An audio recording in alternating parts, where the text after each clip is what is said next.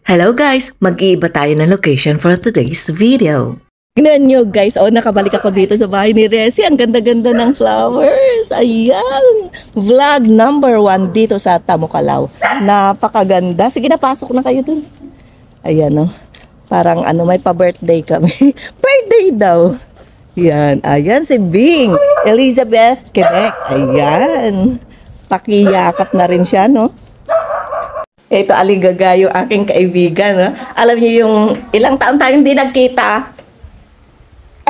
Ilang buwan na ako, dress, sa Pilipinas.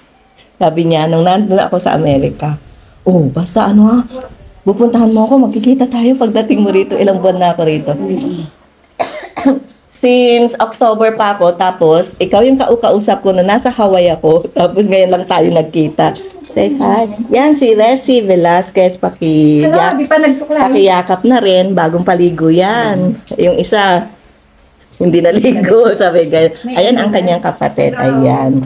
Yan, hindi ko alam kung paano ko i-vlog ito, ayan.